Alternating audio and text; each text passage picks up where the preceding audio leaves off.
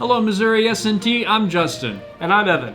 Welcome to Minor TV, where we dig so you don't have to. Hey, Evan. Yeah, Justin. Have you realized that we're already getting towards the end of the semester? Yeah, it's May. This semester's finally coming to a close. You know what that means. More time for some fun activities outside, like frisbee or volleyball and whatnot? True, but it also means finals are coming up soon. Oh, oops. I forgot about that. I guess we may want to study for our exams, huh? Anyways, this spring has brought a lot of events our way, such as Humans vs. Zombies week-long cross-campus event, new performing arts shows, and even some harsh weather reported by Abby.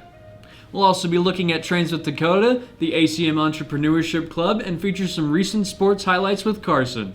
Stay tuned, we have a lot to cover. Can we meet you? Yes, my name is Riel Manzambi. I'm a senior in computer science here in Missouri S&T. I'm also the co-founder and chair of ACM Entrepreneurship. Okay, what is ACM Entrepreneurship? First, ACM stands for Association for Computing Machinery, and Entrepreneurship is what we try to foster here. Okay, can you tell us more about the club? Yes, sure. So we have two main goals. The first one is to promote to give exposure to students. That means give them the opportunity to work on hands-on projects, whether they are technical or non-technical. And the second one is to promote entrepreneurial mindset by providing support for our startups, but also helping students generate innovative ideas for the community.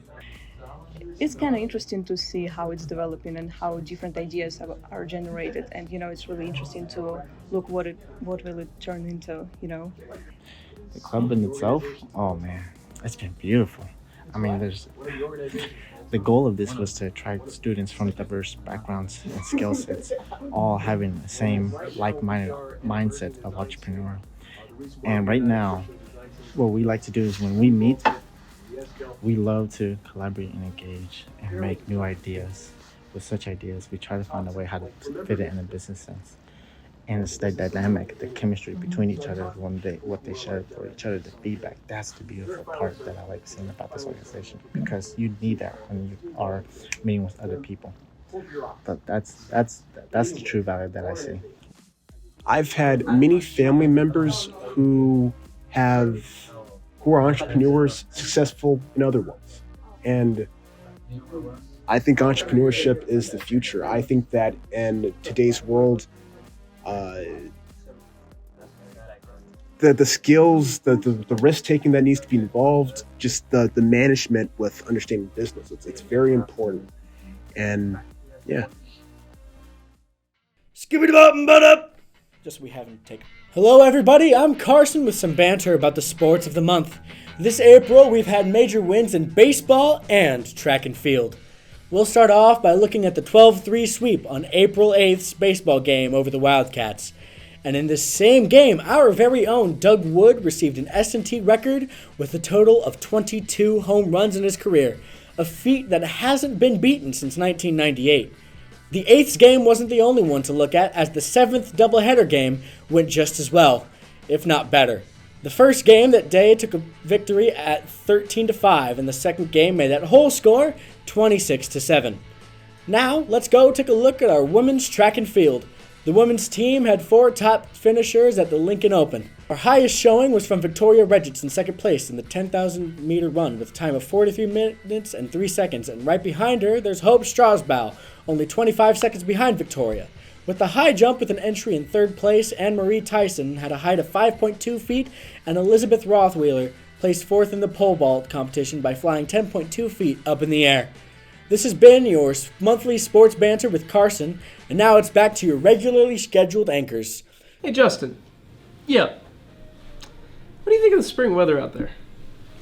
Oh, it's wonderful. I've been waiting all year for this weather. It's perfect for all sorts of activities like hiking, biking, or just chilling, basking in the sun. Yeah, but along with that, spring usually brings a lot of bad weather. Yeah, that's true. But I'm taking advantage of the warm weather these days. I suppose that's fair. Let's go to Abby for spring weather. Hello, miners. I'm Abby with the weather. These past few weeks, we saw some pretty crazy weather. While we have had some nice warm temperatures, severe thunderstorms and even tornado watches had students forced to take cover in their basements. For me though, the worst part was definitely the wind. Let's cut to past Abby and see why. Hi, I'm Abby with the weather, and it's really windy. As you can tell, today was not the day to wear lip gloss and have your hair down or wear a skirt that's really flowy, because you will be Marilyn Monroe. Yeah, that was fun. Anyhow, at least these April showers certainly do bring May flowers. On campus, the floor is in full bloom. Take a minute on your way to classes to stop and smell the roses, or tulips and daffodils. I'm Abby with the weather. But what is your favorite part of the show? What do you like enjoy the most about doing it? Well, for me, my favorite part is I'm working with people that I don't know who are in a hypnotic trance and yet have become, through Assad's bidding, perfect improvisers. So for me, the fun is finding out who our star is going to be that night. Because every night we find someone who sort of goes above and beyond and reacts to everything immediately and gives hilarious answers. And I love the fact that it keeps me on my toes. There's no point during this show for both of us where we can really relax. We both have to be on our toes because they're giving so much information, stuff that we can use in the scenes or whenever. So the whole show really is, there isn't a part of it where I go, oh, this again. Every part, because every night is totally different. Every reaction from our hypnovisers is different. So it makes every night exciting. Have you ever been hypnotized, Mr. Mecki, or have you ever hypnotized yourself? Is that possible? All the time. Self-hypnosis all the time. So listening to one of my instructors was Mike Mandel, and he's a famous Canadian hypnotist. And I still to this day listen to his audio programs to fall asleep.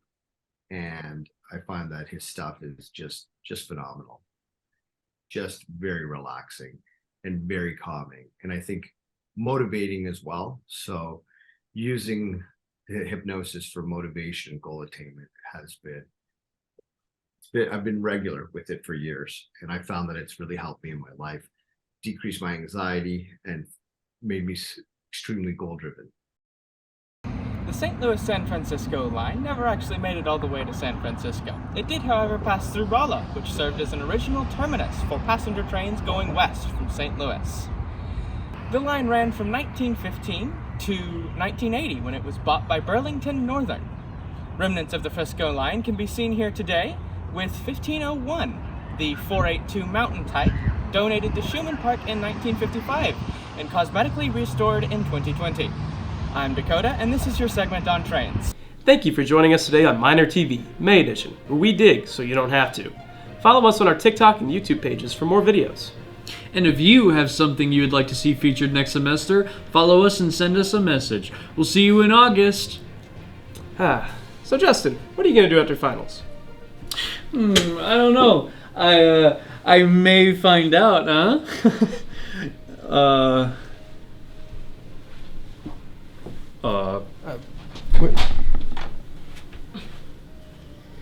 Was it something I said? I don't know. Rats.